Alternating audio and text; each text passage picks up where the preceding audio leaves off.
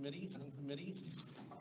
We have a different meeting, a finance committee meeting at 6:30. So just be cognizant of the time going through the agenda. Just acknowledge that we're meeting on the traditional unceded territory of the Musqueam, Squamish, and Tsleil-Waututh Nations. The meeting is being live streamed. That's one of the reasons why we have a reconfiguration here, just for the sound. And the audio and visual recording will also be available to the public for viewing after the meeting. Footage of the meeting may be viewed inside and outside of Canada. Meeting the Quorum, I think everyone here is familiar with the Quorum.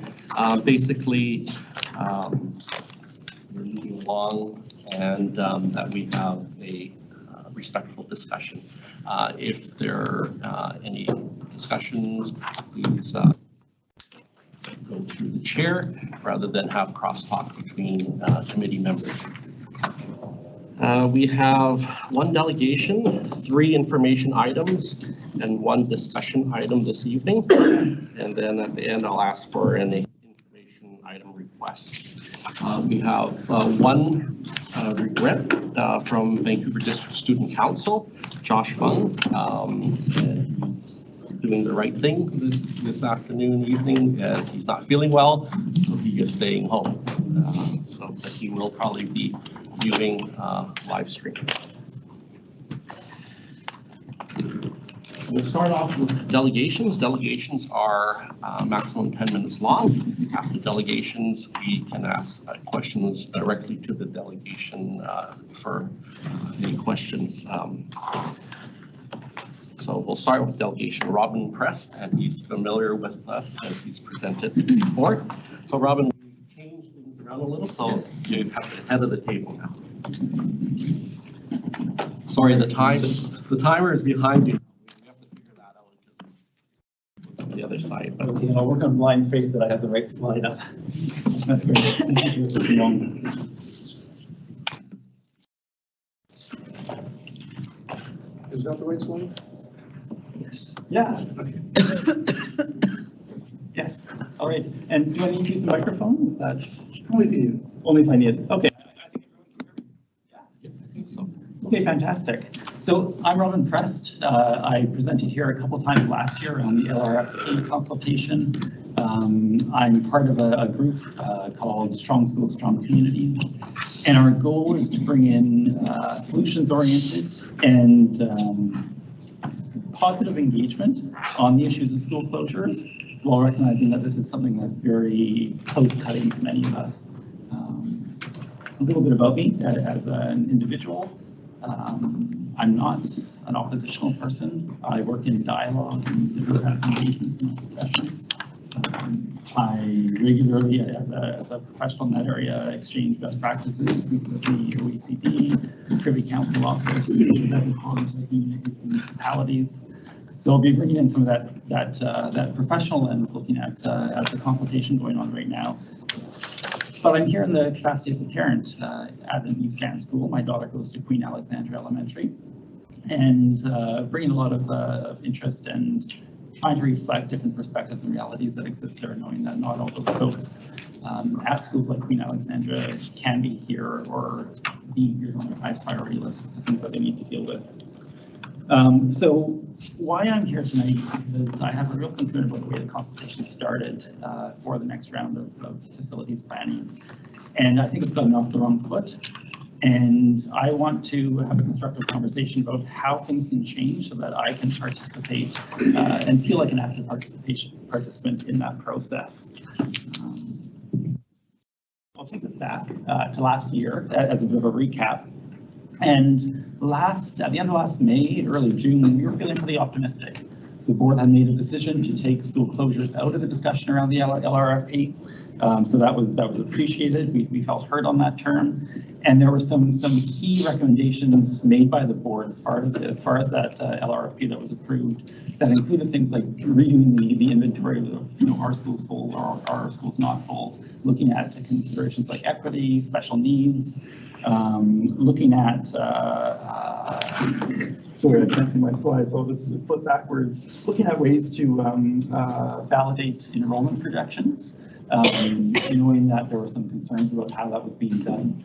And also, this year-long process is supposed to envision a common sense of direction for facilities planning. So that felt good, and I really appreciated and respected the intentions behind those. I didn't mention at the beginning, but my alternate title for tonight's presentation is "We have to stop meeting like this," because many of you through those past interactions I've developed respect for your intentions, for the way you operate, and I'd much rather be chatting over a beer with you about something fun. But here we are. Let me recap as far as some of the things we talked about last year. First one, our schools aren't empty.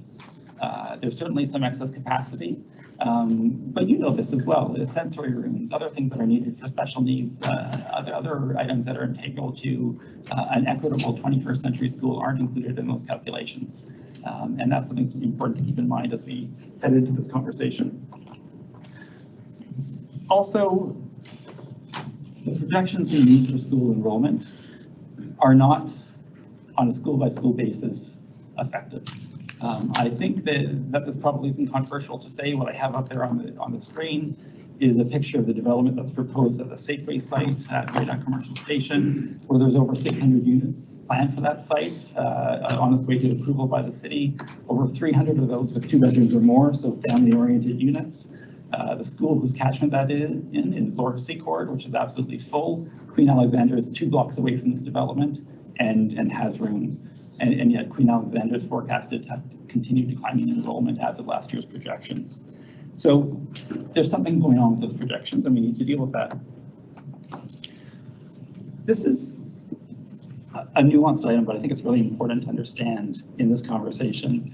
Every time there's a conversation with school closures, it sends a signal to parents in that neighborhood that that school is not viable and that they should not send their child there.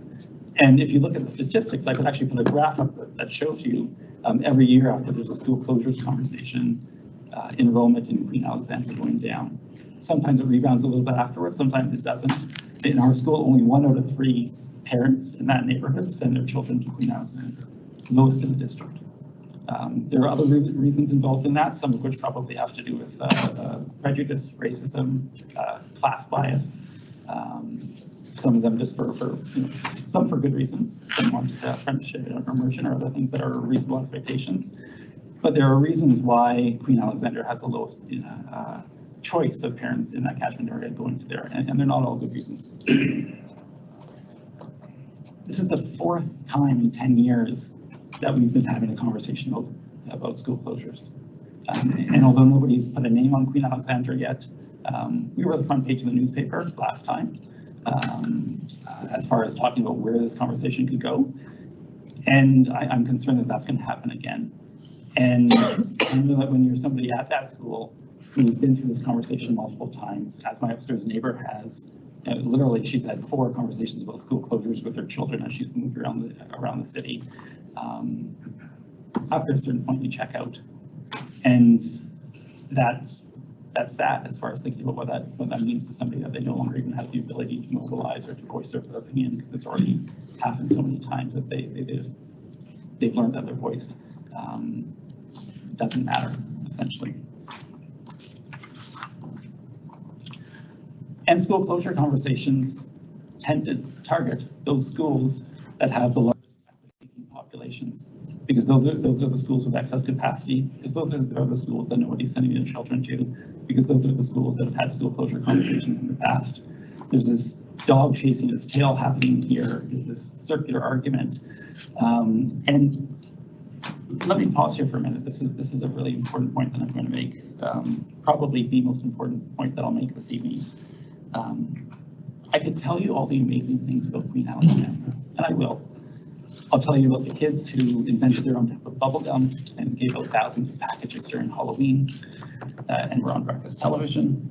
I'll tell you about the Grand Buddies program, where kindergarten kids are going to the Royal Ascot Care Centre and having intergenerational time with senior citizens, many with Alzheimer's or other issues. And the amount that, the way that addresses social isolation in our community. I can tell you about Orange Shirt Day. 40% of the students at our school are Indigenous. It's one of the highest Indigenous populations in the school, and what an asset and what a privilege for me to send my child there from a non-Indigenous family. And Orange Shirt Day is a place where they all learn from each other and learn about the history and why that's important in the context of how the school system has treated Indigenous people in the past. So those are assets. And last fall, what we began to do at our schools, we began to have an asset-based conversation of what are we proud about in our school, because we were through school closures conversations, and it was a time for us to celebrate ourselves and to build ties with the community and to rebuild. I've got to do something harmful now, because whatever decision was made to bring school closures as one of 3 items in the online survey that's on right now, obviously that wasn't enough. And I understand that from your perspective, it says people have to make hard decisions about the best interest of the entire community. Every school's important. Every child is a beautiful child. And so sometimes you have to make hard decisions. What I'm going to do now is I'm going to actually do harm to my school, because I'm not going to talk about it from the point of view of assets. I'm going to talk about it from the point of view of deficits. I'm going to talk about why it's vulnerable. And if this doesn't strike home with you, go and talk to somebody who's dealt with deep shame within their life and ask them how that feels. Right now, what I'm going to talk about is triggering for shame. I'm going to talk about children who might see their parents in altercations with police officers the night before and come to school and have to live with that throughout the day. I'm going to talk about families with deep trauma, some of the past generations, who need to live with that throughout the day. Families that deal with domestic abuse or violence or have one parent working 2 jobs. And the amazing thing about my school is that you don't see that when you show up, because the school community is so strong at bringing those kids through and giving them something to believe in and a sense of purpose and a sense of belonging in their journey in the school system. And here's the rub. Here's why it's so important when you're talking about school closures, because if you take a reductionist point of view, a bum in a seat here or a bum in a seat over there doesn't matter. The kid still has a community to belong to. But that's not the way this works. The way this works is that it's relationships that hold those kids up. And if a kid moves schools, that same relationship isn't going to be there. So it's the 91-year-old alumni who comes to school to read to kids in our school. It's the teacher who gives a kid a hug when they need it, even though they're not supposed to by school policy. It's the principal who knows every student's name. Those are the things that are non-transferable when we talk about closures. And that can be the difference for a kid between graduating college or dropping out or joining a gang, because that's the only place they can find belonging. So that's the most important message I have to share with you tonight. I have a few others that I'll add in. Maybe I'll just put them on the screen. I want to be part of your process. I want to see myself as part of the survey. And in a survey that tries to sell why school closures are good, because your kid can get AP education now when they couldn't because the school's been merged and it's larger and can offer more services. That's true for some kids. But that erases the experience of the children in the schools where my daughter goes. Children in vulnerable East Van schools are completely invisible in the survey that's been distributed to the community. And I don't see any way to recover from that beyond withdrawing that survey and starting again to reestablish the credibility of this process so that everyone can see themselves as part of it. I have questions about who made the decision to proceed with the school closures conversation after the board decided not to. I have questions about understanding accountability. Who do we speak to about this? Who owns that? And who makes that decision given the harm that it triggers? I want to understand how we can integrate equity in this conversation so that it permeates every aspect of that conversation, including the school closure policy, which strangely enough, nowhere in it mentions impacts on children from an equity perspective. So I'm here today to ask how we can restart this, and to ask how you, in your positions, whether you're speaking with the provincial government or you're speaking on CBC radio, can push back against this narrative that East Van schools staying open is stopping West Van schools and downtown schools from being built. Because keeping my school open or closing my school doesn't reduce the cost of building that school downtown. And I think that we need to recorrect this narrative that's become in the media recently and is coming down to the provincial government. Because if there's any time that we can do that, it's now, from a government that on paper needs to worry about equity where it gets support. I really appreciate you giving me a little bit of extra time, so I'm done now, but I appreciate Thank you, Robin. Thank you for the presentation. I have a question, but I'll open up for everyone else.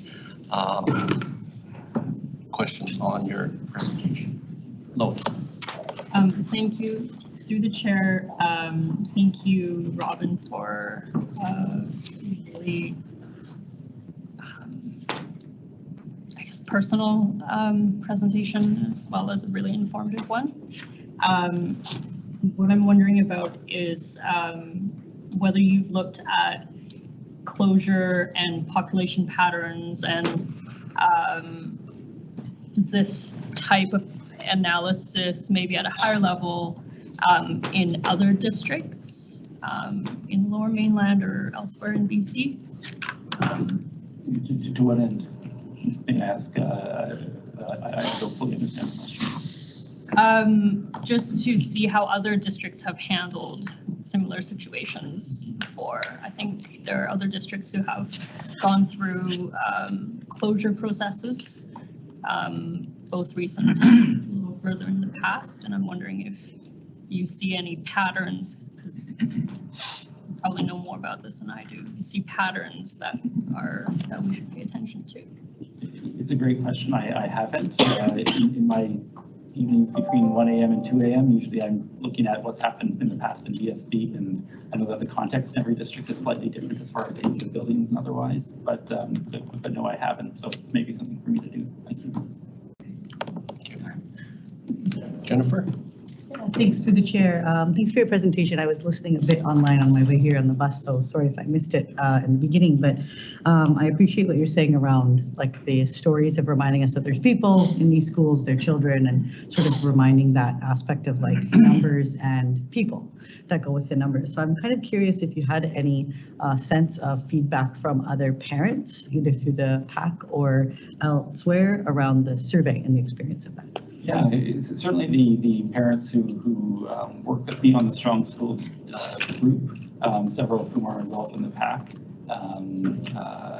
had similar reactions than I did as far as really not being presented with the conversation that they expected. Some of the things that even having sections titled school closures was the sort of hopeful, and I think I'm quoting you, Trustee Parrott, the hopeful consultation that people had called for at the end of last spring. But I also have to say that last year when we went to the PAC and asked for input in the school closures or the LRFP conversation that was going on, it just really hurt people. People didn't want to have a big conversation about it. They kind of crossed arms and felt bad about themselves. It's hard to have that conversation, and it's we always have this tension between wanting to mobilize and certainly not wanting to speak on behalf of anybody else who I don't reflect, but also knowing that every time we bring this conversation to the school community, it makes people ask questions about, should I be leaving my school now? While should I be applying for that pension immersion spot now? It does bad things.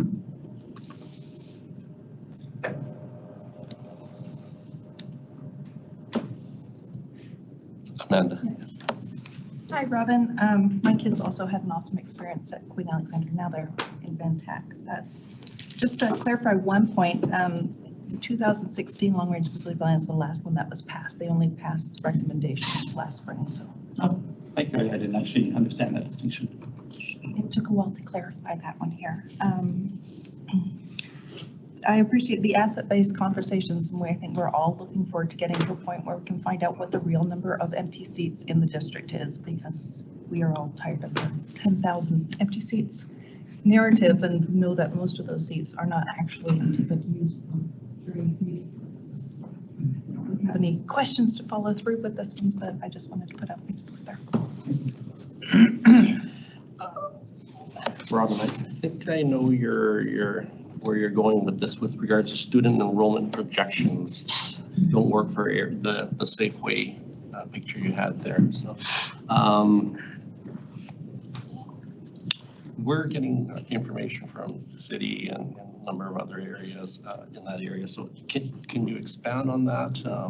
Sudden growth areas that projections are off, you're saying? Or? Yeah, I mean, most of what I know I've read from district reports. So your technical experts would be as good as I would explain this, but my understanding is that Beauregard uses a process where it says, what is the rate of neighborhood changes taking place in the past? And it projects that into the future, which assumes a somewhat linear relationship between how that growth has happened in the past and into the future. And that probably works very well on a citywide basis. When you get to individual sites, and especially those sites where there hasn't been residential development before, you're flipping commercial into residential, combine that with a brand new neighborhood plan in Grandview Midlands, in the neighborhood that's been declining and is now going to be increasing in population. And that type of process no longer works. And so you have this massive development that's about to take place in a neighborhood that's been stagnant for 30 years. And I believe the terminology used in the LRFP that wasn't approved apparently was that local knowledge needs to be factored into those cases. And local knowledge, to my understanding, hasn't been factored in. I mean, I'll actually level with you. Last year, anticipating a formal closures process, we put out a Freedom of Information request because we weren't able to obtain that information otherwise.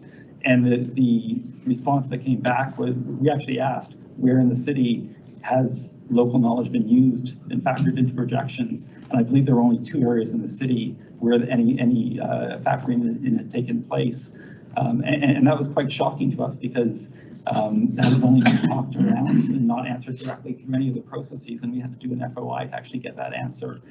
So that's partially why we're sensitive to the issue of transparency and not having all this information on the table as we enter into another conversation.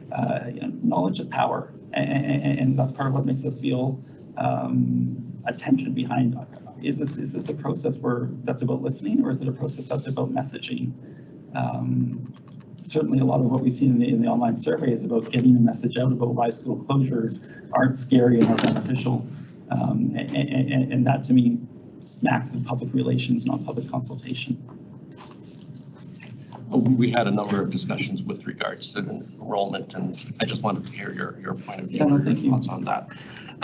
Just to clarify, the long-range facilities plan is an ongoing document, and last year we had this discussion with regards to the LRFP. So there are a number of recommendations, including the whole survey and reaching out to the community. So the LRFP is a live document that keeps going. So there are a lot of things in the LRFP, and then there's the recommendations it makes up the LRFP. So the government sees that, we see that, all the things we're moving forward with. And there was a lot of things that we brought up last year, and so we're going through. This evening we have another thing with regards to school size. So there's the long-range facilities plan is made up of many recommendations. So there is an LRFP. It's just ongoing and live. Anyone else? Yes, Joanne. Just a question to the chair in terms of where I placed my question. So if we have feedback around the survey itself, is now the time to do that, or would it fit somewhere else in the agenda just in terms of elementary school teachers' feedback around the survey itself? With regards to the survey, we don't have it on this evening as an agenda, okay. But myself, communications, and David Urine, I think best 3 of us, if you could feed it to us. Okay. We did suggest to Robin that where best to fit your presentation, and it was we left it to you whether it comes with the survey later on. So, but anything, there's phase 2 coming up with it. So, but just if you can feed it to the 3 of us, communications, David, myself, or one of us, and we'll connect ourselves. And then, sorry, just as a follow-up question, and then in new items, could we request feedback feedback? Like, how do I get that feedback to the greater group? I guess would be my question. Feed it to us first, Mhm. and then we can respond through that email. Thank you. For Robin. Terry. Just a question through the chair to Robin. Strong schools, strong communities have a formal position on the imperative for seismic mitigation. That's we're a self-organizing informal coalition of parents, mostly on the east side, but not exclusively. So no, we don't have a formal position on that. I recognize as an individual that seismic upgrading is a really tricky issue. Certainly we all value our children being safe in their schools. We also recognize that while there's a theoretical harm to an earthquake happening and the harm that can cause children, there's a real and immediate harm that can be done to children by closing schools. So that's a nuance that I think is really important. One of the presenters who came last year was Srinivas Murthy, who you may have seen on CBC this past week talking about the epidemic currently on all of our minds. He just returned from Geneva, planning the response for that, was in Rwanda, responding to the Ebola epidemic last fall. He came and he spoke to you might recall, about the fact that there's evidence-based information that talks about the impacts on children if you remove their social support networks and what that does psychologically and physically to their health. So that's not speculative. That will happen 100% if you close a school that a child's depending upon. Thank you, Robin. Thank you for Thank you all presenting. very much. That's it for delegations this evening. Information item 2.1, David Livingstone Elementary Seismic Upgrade, the public information session. And Jim Machino. By yourself? Yes, thanks.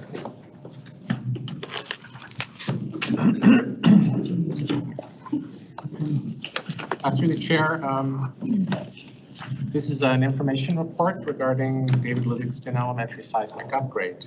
So on March 1st, 2019, the Ministry of Education issued a capital response letter for us to start a project definition report for this school for seismic upgrade.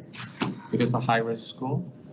3 options were selected, and I'll show you through the slides of the boards that were presented at the occurred on February 13th. And we showed the preferred option, which is a seismic upgrade. It's the least cost option for David Livingstone. And maybe I'll just go through the boards right now so you guys can have a look. For those of you that didn't attend the meeting, I know that some of you did attend that open house. So this is the first board at the open house. It shows David Livingstone. David Livingstone is comprised of 3 blocks built in different periods of time, all requiring seismic upgrade with the exception of 1 portable. The project construction start is anticipated for fall 2021 with a final occupancy in spring of 2023. The capacity remains the same. The school size remains the same because it is a seismic upgrade. There you can see the 4 blocks that require seismic upgrade. The 1 portable that doesn't require seismic upgrade will come in handy because we're wanting to move the 15 before and after school spaces in the preschool that's currently in the school into that portable while the school gets renovated. And the other component of preschool will move to Tupper. So that's all been worked out with the licensed provider there at the school.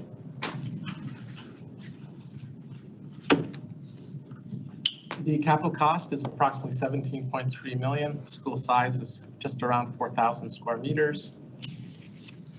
It'll be upgraded to be seismically safe. Original building, which is quite handsome, will remain unchanged. It's not on the Heritage Registry, but it does have some nice heritage features. There's shorter project timelines than the other options, and I'll just get to the other options momentarily. It is the most cost-effective option. And while we're doing the seismic upgrade, we're going to try and improve as much as we can. Anything that's touched by the seismic work does get remediated or replaced. The other 2 options that were explored was a partial option on your left, and a full replacement on your right. The partial option maintains about the same school size. The full replacement, because of the area standard, gets a little smaller than the school, but it would still have the same capacity. As you can see, those are quite a bit more expensive, $23 million for the partial and $28 million for the replacement, which is why the seismic upgrade is the option that's moving forward for this school. Insofar as timeline, we are in the current phase, which is, well, at that time, February 2020, when we had the open house, and we're anticipating a project completion of spring 2023. So the purpose of this report is just to provide feedback at the open house. So we had 48 completed forms filled, and we had 69 people attending, which is a pretty good show for an open house at Livingstone. And on page 3, we tried to itemize as best we can comments received from parents and from stakeholders or teachers or anybody that attended the open house. The key item was accessibility. That's the number one item. So we've ranked them as how many times we've heard the comment. And seismic upgrades normally do not provide an elevator. However, we have been applying for the elevator as part of our capital plan under the SCP program, Safety Enhancement Program, and we will be doing so if the board approves it for June. So even though it doesn't come with the seismic program, we're looking at getting it funded from another pot of money, which has been successful on other projects of this nature. We're also looking at, and some of the other items that are topical are lead solder joints and pipes. So we will be putting a component into our SCP request to get lead pipe replaced. We're looking at putting water bottle filling stations. So these are all questions that came up at the open house, and this is the sort of response that we provided. Albeit the seismic upgrade normally only covers seismic work, we're going to be seeking money to cover some of the items. Going down the list, there's an item with respect to windows improvements, and that's also something that we're going to be looking at to see if we can get some money for those window replacements. And we were successful on another project like Kingsford Smith, where we were able to replace all the windows when that project had undergone seismic upgrade. So next steps on this is, as indicated, a separate application for school elevator will be made June 2020, subject to board approval of our capital plan submission. Other maintenance items will be considered at the same time. Plumbing lines, water billing, water bottle filling stations. And the project will move into design. There is a SAG, there's that school community that we will meet through the process of doing the seismic upgrade. And that concludes my report. Questions, comments, amendment, and Mr. Lee. Thank you, Chair. Amanda first. Sorry. Through the chair, I just had a few questions that came from the PAC. One was about the elevators, and my interpretation of it is how successful has VSB been in getting elevators for the other seismic projects through the capital plan? Through the chair, I can't recall the exact ones we applied for, but we did get it. We did get them when we applied for it through the SCP. So we're very hopeful. We have talked to the ministry ahead of time, and they said make it a priority in the SCP. But the individual schools I can't name offhand. Relatively yes. successful, so that's good news, yeah. They've got a few more questions. Can we keep going? Yep. Another one was about the water bottle filling stations and stuff. Will they be replacing all of the current fountains or just ensuring that they have one water bottle filling station? Through the chair, my recollection is that they're getting 2 water bottle filling stations. And they are on year 3 of the cycle of receiving those water bottle filling stations. the school is. So every elementary school will receive a water bottle filling station that was approved by the board. So in this particular instance, we're going to do it during the seismic upgrade. So when the kids come back, they'll have the water bottle filling stations. Another one was, with the other maintenance improvements that you'll be considered, how will that be communicated to the parents when they know what else will be part of the project? Through the chair, when we submit for our capital plan, we itemize the scope of work that we're submitting for under the SCP. So the parents will know that we're submitting for those particular items for that school. And the final question was, when will be the next community update? Community update. Through the chair, my understanding is that there's meetings with the SAG, and that's the process that the project goes through. Insofar as a community update, there may be some things that might go directly from the school out to parents, but typically the process does involve working with the school community to review the design as it progresses, and updates may be coming through the school. Just to clarify, the SAG has been convened already, or yet to be convened? Yes, it was on the. Thank you. Estrelita. Thank you, Chair. 2 questions. Just on the windows, does this come out of the same fund? And just sort of given, I imagine this is also an energy sort of savings mechanism. Is there another fund that potentially would come out of? Good question. Through the chair, there's the CNCP funding, which we could go in that category as well. Right now, they are very old windows, and they get quite cold once the boiler shuts off. So it would be a priority for us to replace those windows. It would be an education objective as well as a comfort. When we talked to some of the teachers, they did say that if they stay past 4 o'clock, it starts getting cold quickly in some of those rooms where they have the non-permanently broken. Thank you. My second question is on the capacity of the school now. How many students we're talking? Through the chair, it's 341 is the capacity right now. That's what they're at now, The actual number is, they're very close to being a full school. I think they're around, well, they are a full school. So in 2020 here, it shows 102% capacity. So there's full school. The projected enrollment 2028 is relatively stable. Yeah. Apologies, it's hard to see this side, so I got Joanne sort of on the side. Anyone else, if just reach out. Angles kind of challenging here. I have Lois, Jennifer, and then Joanne. Thanks, Chair. A question for Jim. In seeing some questions in the comment area, how are answers being provided back to the questioners? Through the chair, these were questions that came up at the meeting primarily. So they were responded to right at the meeting. How do we get back to those questions that came in through paper form? I have to double check that, how we get back to those parents. Because we did leave the survey open right till the day before, that's Friday last week. So we probably haven't gotten back to them yet because it just closed on Friday, but I'll have to follow up on that.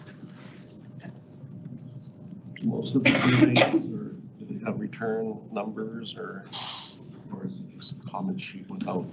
Let me check on that, Alan. There may be be a process, but I'm not familiar with what happened at the last one, so I'll double check. Thank you, Jim.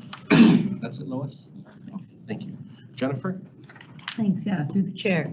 Just a question around the SCP fund that you had mentioned, Jim. What kind of items generally can be requested under a fund like that? Through the chair in the past, we have requested mechanical upgrades. We've requested plumbing line upgrades. Washrooms, yes, washroom upgrades.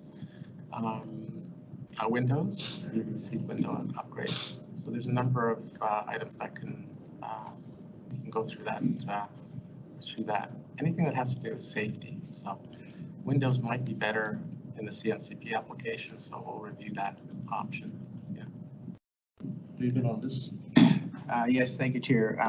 Through you to Trustee Reddy, we can supply in Trustee Memo the requirements or what qualifies for requests under the School Enhancement Program and the Carbon Neutral Capital Program. See, Lisa's taking a note. Thank you, through the chair. Just a comment and a question. So VESTA members have spent a number of years kind of working on a document that kind of guides our policy around advocacy for school size and design. And so it has kind of come up in other meetings that we've had around school design and things like that. So just so that you're aware that we have that, and if we've got teachers that are providing input at a school-based level, that they would be using that as part of their way to provide input. And then just a follow-up question around the swing space, and with the swing space, are they moving to South Hill after Wolf, or is that, I just wanted to make sure if that was. That's a great catch. So they are, Is it? yes, Okay. so they are going to South Hill with the exception of the before and after school preschool is moving to Tupper, and some are staying on site. Some are staying. Okay, so it says, okay, thank you. Joanne, just to get clarification, so your members on the SAG, they're aware of that, or are you asking staff to? They should be aware. I mean, teachers are aware that we have developed this, and so just to let staff be aware that if there is a document that is presented around VESTA guidelines about how we advocate for space, that's where it's come from. Was developed with an ad hoc committee that we spent a number of years working on. It came out of work specifically from a group of TLs that worked on developing kind of some guidelines that we would advocate for. We want to see in new school builds or redesign and things like that. So so I'm happy to share it with people so that they're aware that it exists and where it came from, and wanted to just give people a heads up that that's where it came from. So I ask you to send it to. absolutely, Will. yep. Thank you. All right, is that it for this item? Thank you, Jim. Next item is childcare update, and Lisa, Assistant Secretary Treasurer, and I'll be yes, presenting. Lisa. Thank you, Chair. So we have a report in the package this evening summarizing childcare here at the VSB. The School Act requires boards to promote the use of property for childcare with the stipulation that it doesn't interfere with educational activities. And just last week, the province introduced new legislation clarifying the board's mandate to operate before and after school care directly.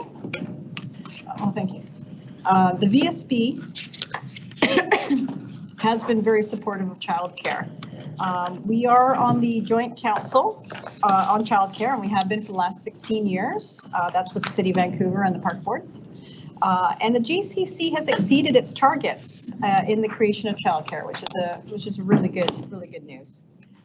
The number of childcares at VSB's facilities has increased substantially. We've got a chart here. This is the last decade. It has doubled.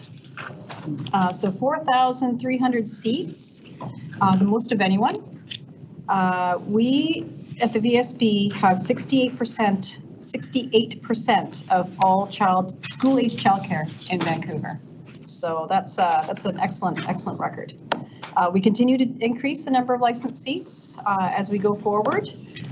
Childcare licensing has strict requirements. The VSB does have surplus space, but it has to be licensed or licensable space. So multi-purpose rooms, generally in elementaries, multi-purpose rooms have been our best candidates for licensed childcare. And we've been steadily licensing those multi-purpose rooms in elementaries. We've done 15 in the past 10 years. We actually only have 8 left It's a little counterintuitive, but we are somewhat nearing capacity for licensed space. We are an urban district, and so we don't have a lot of land. In fact, the majority of our sites are greater than, or less than or equal to the MOE site area standards. 77%, so just over 3/4 of our school sites are at or below MOE site standards. So these are things that to come to the surface when you're talking about portables and those sorts of things, is that it's going to start impinging on the education side, which is our primary mandate. So what land we do have, it comes at a premium. That's not a surprise to anybody here in Vancouver. So we have been thinking creatively, thinking outside the box. We've been building on the roofs, we've been adding floors, and we continue to explore opportunities with partners such as the city. And I have to say, I was blown away to see that that we have 68% of the school-aged in the whole city. We put it on a map, and that's attached to the document, to the report tonight. The map is attached. It's pretty compelling, the amount of work that we've got out there. So 68% of school-aged in the whole city are on VSB sites. So in conclusion, the purpose of the report is just to outline the good work that has been going on in supporting childcare and the progress that's been made to date. And yeah, the VSB will continue to support childcare and maximize these opportunities. So I'd be happy to take any questions. Thank you, Lisa, for the presentation. I'll open it up. We got a lot. Estrelita, Barb, and Jennifer. Thank you, Chair. I have a few questions, starting with the February 26th legislation. Does it stipulate how much before and after school care is to be provided? Does it get into infinite detail, the percentage or? Through the chair, we haven't seen any stipulations on the exact amounts yet, and we anticipate we'll probably see some more information coming from the ministry in the weeks and months to come. Great. My second question, if I may.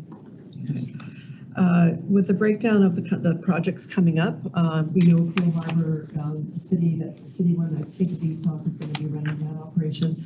Do we have a sense with the others? This is also going to be the city that will actually take on the sort of building and running and then assigning the actual operation of those childcare, like Hamber, Fleming, David Lloyd George? Yeah, through the chair, I believe that's the case. I think that is the current plan. Yeah. And my last, just a comment on the fact, the mention here near the bottom. Let's see, available land is at a premium, placement of portables and lodging buildings limits the district's ability to expand education needs. And my comment really is, it depends on what you're building. I mean, if you're building permanent lodging in a community classroom, and in fact, you potentially are building future classroom space. So I'm just a little concerned with that kind of limiting statement, because I think there is still a need for more childcare. We know that this is an issue throughout the city in some ways and others. So I would just like maybe some debate about that at some point. Thank you. Thank you. Art? Thank you, Chair. What do multi-purpose rooms have that would make them good spots for after and before school care? Chair, just as a high level, I'm not super familiar with the next two requirements, but there are requirements with respect to nearby washrooms, square footage per childcare seat, a number of things. On the kitchen prep area as well. Yeah. Thank you. Jennifer? Thanks. Yeah, thanks to the chair. Thank you for your presentation. I think it's really exciting that the opportunity is available. I'm thinking a lot about how much need there is and the stronger connections that there can be made between childcare and transitions into kindergarten, and just how well that's working in some neighborhoods. And also the opportunity to have this as something that's VSB employee run, that kind of allows us to meet the need in a really specific local VSB kind of way. I'm curious about when the work of options would come forward to the board for further consideration. So through the chair, I think it's going to be probably, since we're having to be creative, it's going to be on a site-by-site basis in terms of when we're having seismic work and replacement schools. That has been our best opportunity for these kinds of things. Yeah. Thank you. Amanda? Hi, just a couple questions through the chair, sorry. What is the idea of the demand for out-of-school childcare spaces? Because we have 68% of what is currently available, but how much more is there demand for? Through the chair, I guess that would probably be something that maybe the JECC would know. I don't actually sit on that panel. But we do see, there's some of the areas like the 8 that we don't have multipurpose rooms licensed. A number of those are not licensed for a combination of reasons. One, childcare is either in another space at school, a site, or maybe potentially across the street. Or there may not be necessarily some of the demand that we're looking for. I mean, we look at the south slope of Vancouver and we have grandparent daycare out there. And so there isn't a whole lot of demand out there. So certainly there is more demand for school-age care, and to the extent that that can be meshed with what we have from available space, absolutely. The second question. We're running low on school spaces. Are we considering alternatives such as like the outdoor school space or the pilot project that they're doing in the Okanagan that Deepak sent a motion in about in January, using kindergarten spaces and EECs? Through the chair. So classroom spaces at this point haven't been proven as that great for licensing, but we are looking farther afield on other things like fresh air pilots and those other sorts of things for different space that might be possible. Yeah. Thank you. So, Jennifer. Yeah, through the chair. Actually, that just reminded me of the motion passed in January around the demonstration out-of-school care childcare project. And where does that fit in to a plan like this? Seamless transition? No, the motion that was passed in January, I believe. Seamless transition, yeah. That's where it comes into play? Not to do with it. That's separate. Asking for staff to look at what the impacts would be to start that. But if the district took over one or two. So just a clarifying question. Separate from this. What is the difference? Is it the age group of children that one would support? That would be seamless transition from who's running the daycare, the childcare, and as the students go through there into our school system. So a seamless transition. There's a number of districts that are doing that. I think Port Alberni was one of them. So we were asked staff to look into that. So separate from this report. And then through the chair, perhaps we can actually have Tara, if there's any additional information that you might be able to add. Actually, through the chair, that's pretty comprehensive. Yep. Great. Thanks, Tara. Thank you, Tara. Estrelita? Yes, thank you, Chair. I wanted to comment that I think we can probably expect to see some pressure coming at that sort of southeast quadrant because of what's happening in the River District. I know that Princess Oppenheimer has quite a long list for before and after school care, and I think we're going to start to see that a little bit more with some of those schools until we find out if we're getting a new school in that part of the city. So we have to think down the road. Thank you. So between Estrelita and Amanda's question, is it through the JCC that we can best figure where the demand is, or a little more details about demand of the district? Yeah, through the chair. Why don't we take that back? Yeah, okay. All right. Very good question. All right. Thank you very much. Next agenda item is, I know John Johnson is presenting. It's long-range facility plan update, specifically on preferred school size working group. Verbal update. John. Thank you. Through the chair. Yeah, this is a verbal update for information only on the work that's been undertaken in connection with recommendation 1 for the long-range facility plan. Recommendation 1 reads that the district established guidelines of preferred student population size with the goal of determining appropriate ranges of school size to inform planning decisions. So since my last update here in October, a preferred school size stakeholder working group has been formed and convened on one occasion. The objective of the working group is the identification of guidelines for preferred school population sizes that will enable future planning decisions, including determining school catchment areas, location of district programs, prioritization of capital plan requests for seismic projects, requests for new schools, school additions, and school closures. We're very grateful for the participation of several stakeholder groups, including from the teachers, the elementary teachers and the secondary teachers association, both elementary and secondary administrators associations, district parent advisory committee, and the Vancouver District Student Council is providing student voice. A sort of focusing question for the group is, what is the impact of school size on the student learning experience? The process is being supported by VSP district staff from several divisions, including school services, learning services, excuse me, employee services, facilities planning division, educational planning division, and finance division. We've also engaged professional facilitators to guide us within the process. The process itself is based on the working group will work together through a consultative process as defined by the IAP2 spectrum of public participation, and will seek consensus through an informed, inclusive, and transparent process that considers stakeholder needs and concerns. Stakeholder feedback will be incorporated into the draft and final reports. Working group members will have an opportunity to review the draft report, and any dissenting opinions will be documented in that report. As I mentioned, we've already had our first of the 5 scheduled face-to-face meetings. We're having our next meeting on March 9th, and then future meetings are scheduled for April 20th, May 9th, and June 15th. Another part of the stakeholder engagement is the offer of focus groups for the stakeholder groups to gather broader participation and engagement from those groups.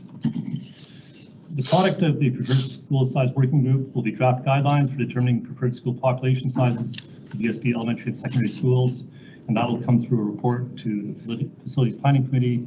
We're anticipating that will happen in October 2020. Some of the considerations that are under discussion at the working group meetings are relevant research, base case, in other words, current VSP schools and enrollment ranges, student programs and services, staffing and school organization, the seismic mitigation program, and financial considerations such as cost per student. We're committed to transparent and accountable communications, so meeting agendas, meeting minutes, and relevant materials for working group members. The review will be posted on our website. It's on the planning website alongside the LRFP, and membership will be notified in advance of meetings and when new materials have been added to the website. So anybody can go and review the work of the working group at any time.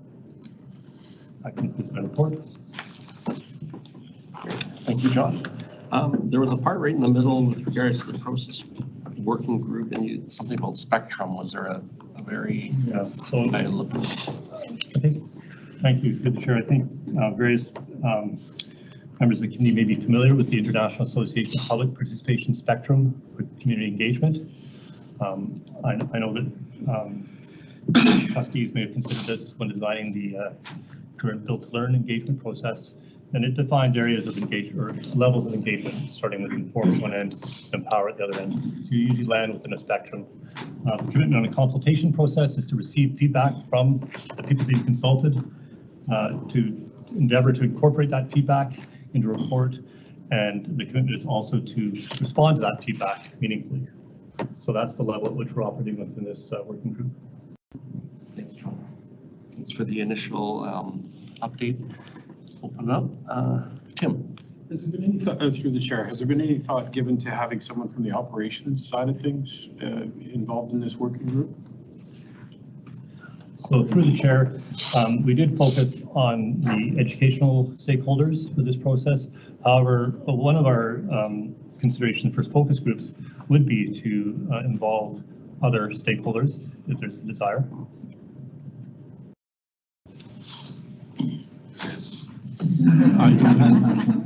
All right.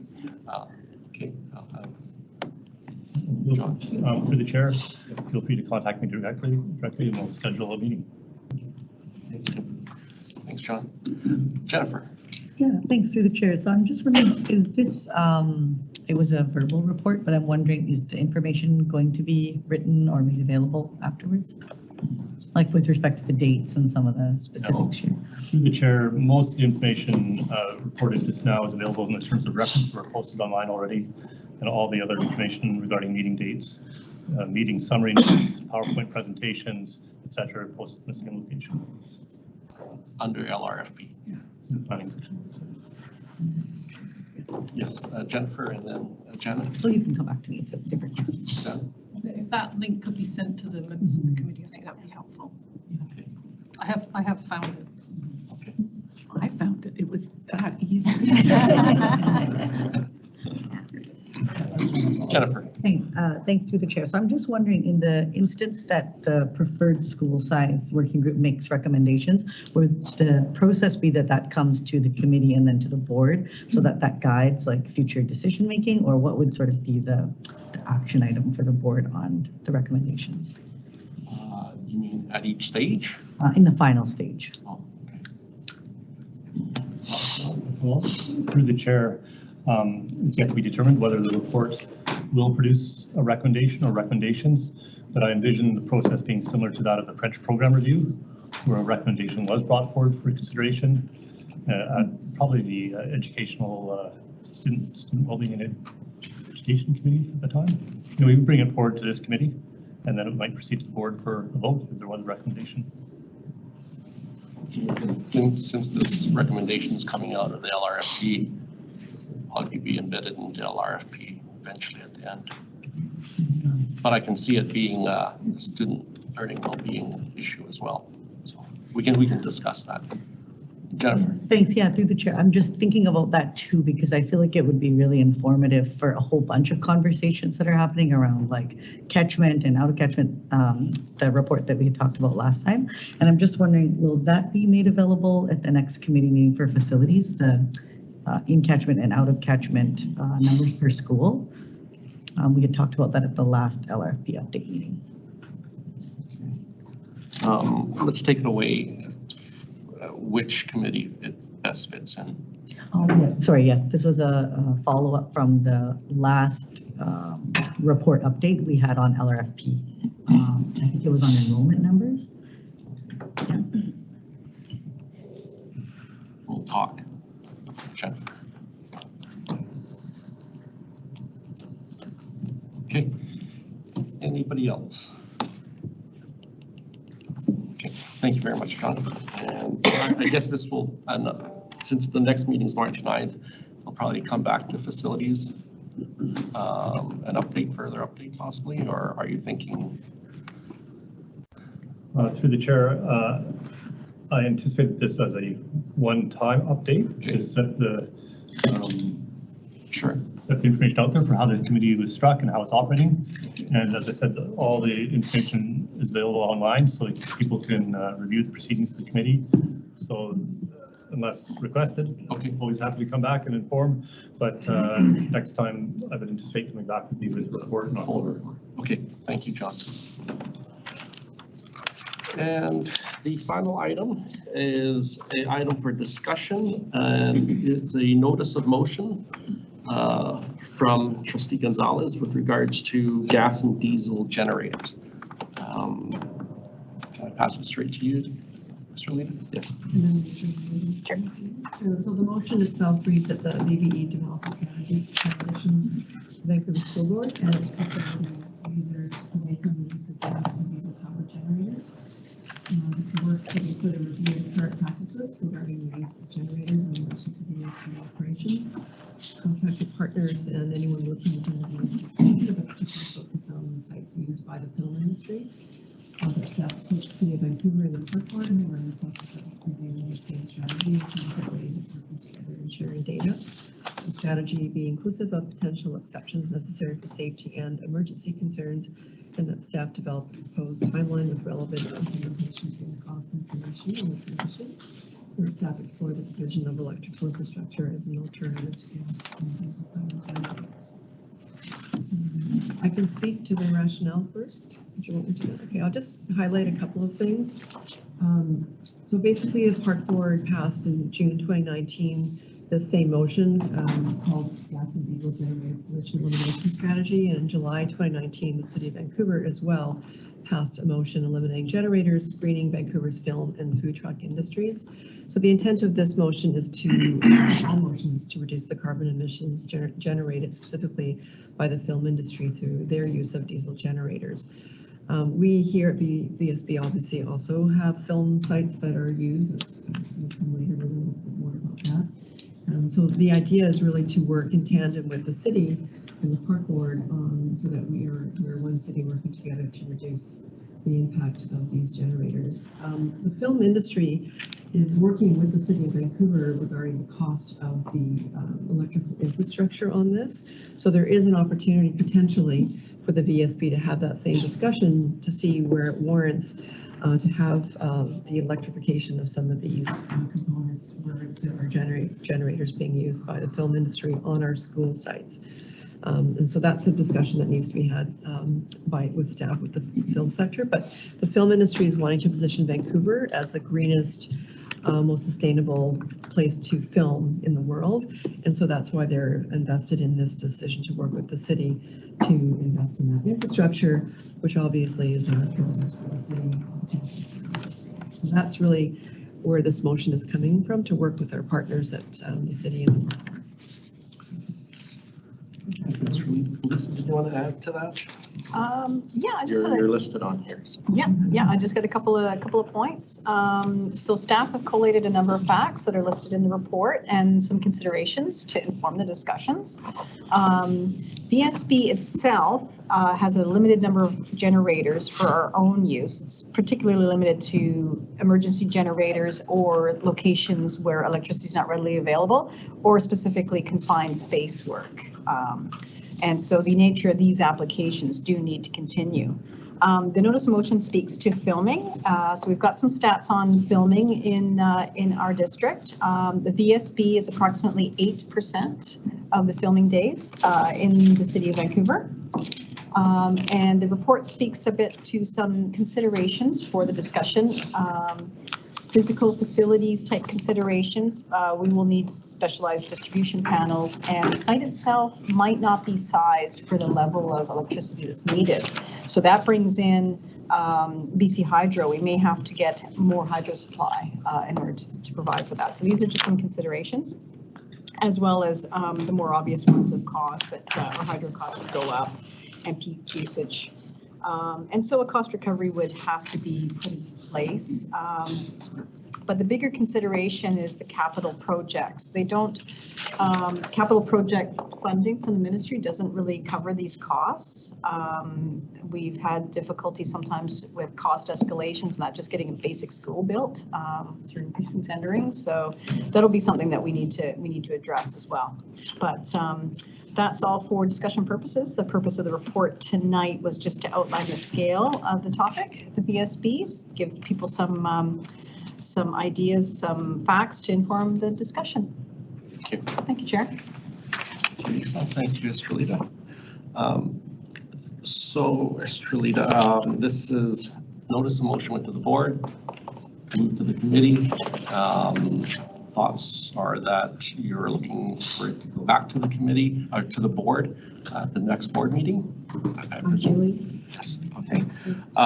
So I guess the report itself is develop a strategy to transition. So it's to hear the challenges, to hear how we can move forward, given the Parks Board has a motion that's been adopted and the city City of Vancouver has a motion that's adopted. So I guess we're the third part of the triumvirate.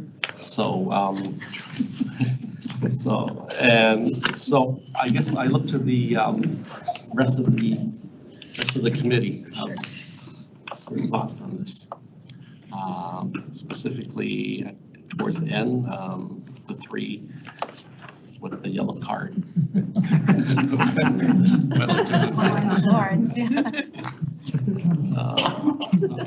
For any questions, comments, thoughts?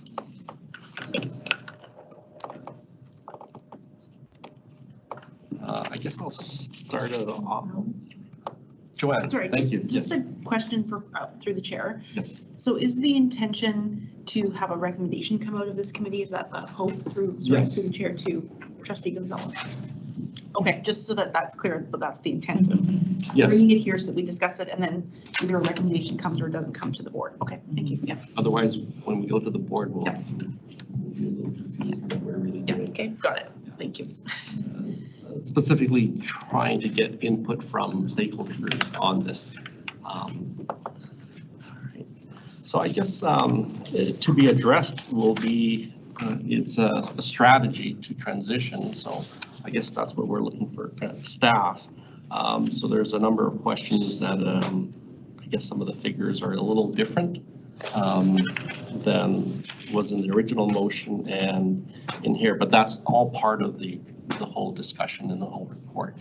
Estrelita? Yeah, I mean, the comments here under the discussion there's nothing related here to what's happening with the film sector with these schools that are mentioned.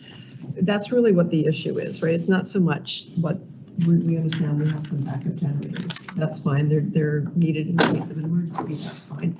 But what's not clear is what's actually being done with the film crews who are on the VSD sites. What are they using? Are they using generators? Because if they are, and this, we're finding that there's specific schools that they are regularly utilizing, then those are the schools where we need to have that infrastructure piece that's built to replace those generators that they are using on those. So that's a question that wasn't addressed here, and maybe that this needs to go for further investigation to have those discussions, and to also have that discussion with the film. There's one person in particular who is spearheading this, Clara George, on behalf of the film sector, who's been working with the city of Vancouver. So she would be somebody worth having that discussion with her staff to see, is this worth the time and energy to do? And if so, there's a potential partnership there with an organization, the industry is willing to fund this. If we identify a couple of key schools that we know, like Spray or Vantech, that are used on a regular basis. I mean, this is also about the health and well-being of students, right? I mean, generators are running on school properties consistently. This is not good for anybody. Vancouver, but specifically for students. So it just requires a little bit more, I think, digging to find out information. Any idea how far along? Because I see June and July 2019 as the Parks Board in the City of Vancouver adopted. Thoughts of how far along? I don't know where staff are there.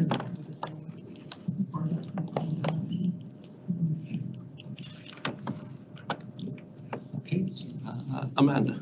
I just have a couple thoughts. One, if the motion as written sounds like VSB sites should be changed, and would that be looking at giant battery pads? So the cost of that would have, if it's for when the power goes out, then my only other thought from instead of diesel would be battery pack if you're doing that. And my guess that would be kind of cost prohibitive, but that's just an uneducated guess there. And the second would, something like a policy saying that any generators brought onto VSB sites have to be battery packed, operated, or find another source other than outgassing gas. Be an option that doesn't cost us anything, because we're worried about costs taking away from students in classrooms. I think part of the discussion is that the discussion with the city and the Parks Board and the, I forgot the title of that, from the film industry, that they're in discussions of if they're willing to fund part of it, or I don't know how much, all of it, a lot of it. Yeah. So that's part of the whole the discussion, if they are. And it's not just in the emergency, but also talking about, because when the film crews are on site, they need the generators rather than accessing the electrical. So it's upgrading those panels, electrical panels, to be able to handle that rather than use the gas diesel generators. So to speak to that, I mean, for the film industry, this is also about worker health too, right? Because I don't know if any of you have been on a film set, there's generators going off. I mean, they're loud, they're spewing stuff, and there's a concern for the sort of staff workers' well-being as well as the environmental piece. So Again, there's more details needed as to what the strategy would look like and where they would be placed within Vancouver. But because we're part of that landscape, even with the city's motion, that VSB is mentioned in there as a potential partner along with Park Board, because we're all sharing this land and working on it, so. Yes. Would that then limit the number of sites that could be used for filming, so that would then limit the amount of income some of the schools would generate? Would that restrict only to those sites that would then have those non-diesel generators? It depends on how much is being used. Sorry, through the chair. I mean, this is the unknown, right? Is how many generators are active. Maybe they're plugging into the infrastructure already in schools and they're not even using generators. I'm not sure. I don't know to what extent. And if they are, then where are they using them and where is the need to be able to plug into something? And I guess the city might be asking us those questions at the same time while they're doing this investigation. David. Thank you, Mr. Chair. We have shared the report with the city, and the city has come back with some information about the work that they're already doing to look at installing power stations so that film crews don't have to use generators, and they're willing to. They've indicated in an email today that they're willing to work with us to identify sites where they could help us, install that type of electrical supply. They're also working with industry experts to look at some standard electrical designs regarding technical requirements.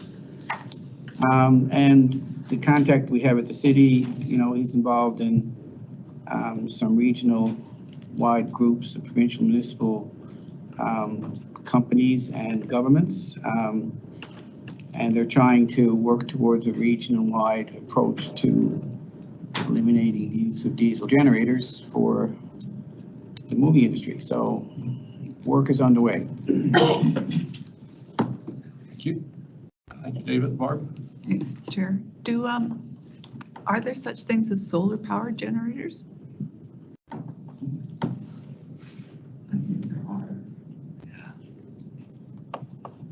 Are you looking for an answer tonight? Or? We're talking about using electricity. What's wrong with solar power generators? I don't think anyone's going to be able to answer that. Okay, so I'm looking for, because it came from the board for discussion here, Trustee Gonzalez is looking for it to go back to the board. So I'm just looking at committee members here, voting members to move it to the board. Okay, so we'll move it with support from the board back to from the committee back to the board. Very good, thank you very much. Support for the recommendation itself, or support to go back to the board? Support, okay, looking back, support for the recommendation itself. Sorry, the motion itself. Yes, the motion itself as written. I'll read out the motion because we have a few minutes. That the VB develop a strategy to transition the Vancouver Schools Board and its facility users away from the use of gas and diesel power generators. Support from the committee on. Right. Looking for any new items for next information item requests. Jennifer. Yes. Thanks, through the chair. I'm just curious, I have kind of a burning question about in the instance that, like, when we were talking earlier about the preferred school size, and in the instance when the school isn't the right size, as we are hearing a lot about, if and when we would be discussing that at the committee level in terms of like options and informing like ourselves about the process and options available. Not right size and options. Okay. Not right now, but we'll have a discussion with the agenda setting group as well. Okay, so before we wrap up, so Vesta will be giving us some information on the survey and the size and design of school the SAG. IUA Tim will be connecting with John Dawson with regards to the school size committee.